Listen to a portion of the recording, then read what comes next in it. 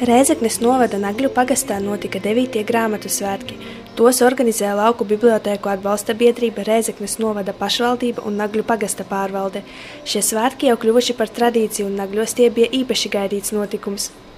Mēs ļoti gribējam jau vairākus gadus, ka mūsu, bet jāievēro rindas kārtība, kuri pagasti pīzasaka pa prīšku. Nu, labi, ka mēs neesam ar vienu no pirmajiem, mēs esam jau uzkroši pieredzi. Katru gadu braucam, tie gaidāta diena parasti ir septembrī. Mums ir pīdovo šogad augustu, vēl labāk zīt pučētis.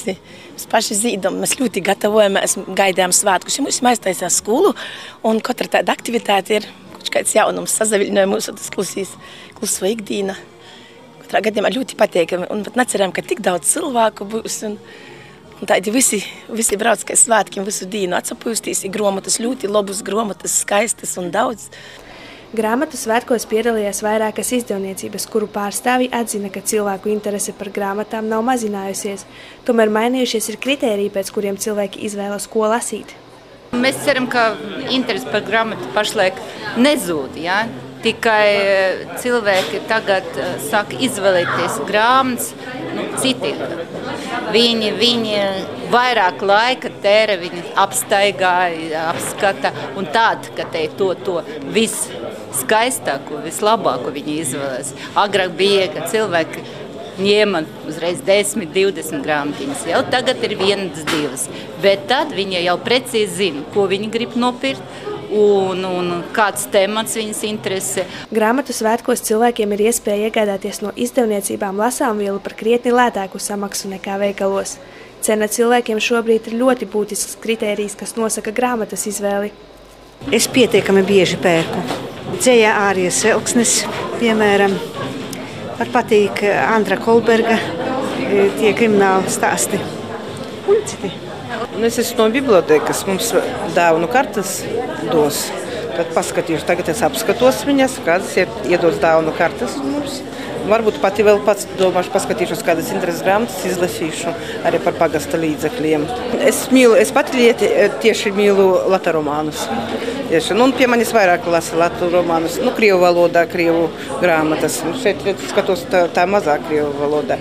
Tā pārsvarā, tādus romānus angļu, tur Fišeres, piemēram, tāda, un Sandras Braunas. Man patīk dzējas grāmatas. Vai šodien plānojat iegādāties kādas? Jā, vēl jau ne.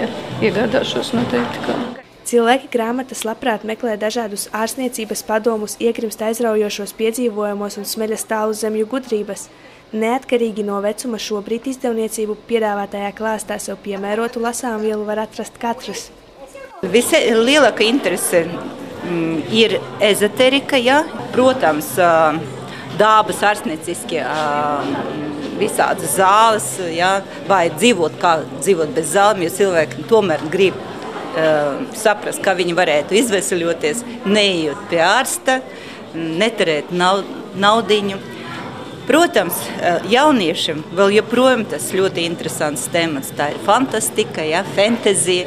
Tāds kā Harry Potters, turpinājums visāds veids. Ļoti interesē, man liekas, ka gan skolniekus, gan students, gan pieaugušs cilvēks vēl joprojām psiholoģijas grāmata. Tas saucams self-help, kas varētu palīdzēt cilvēkam grūtajā laika kaut ko atrast priekš sevis, lai atrisinātu savas problēmas. Cilvēki interesējas arī par austrumu filozofiju. Mums jau vairāk viss tāda arī itāļu literatūra, austrumu filozofija, psiholoģija un tāpat tās arī viss tās ārstnieciskās grāmatiņas un tā, bet cilvēkiem patīk. Gatavošanās svētkiem prasīja daudz darba, taču Nagļu aktīvā darba grupa veiksmīgi ar visu tika galā. Cik atsaucīgi cilvēki, mēs darba grupa, neskaitot tī, kas ir ilgotos zemes sardzaviti. Mēs 38 cilvēki strādājam, floristis jau vakar strādot, rapuškot. Pavorētis agri cēlēs, mums nav pirkt uz pērāgus golda paši raušus, cepaši žagariņus varā.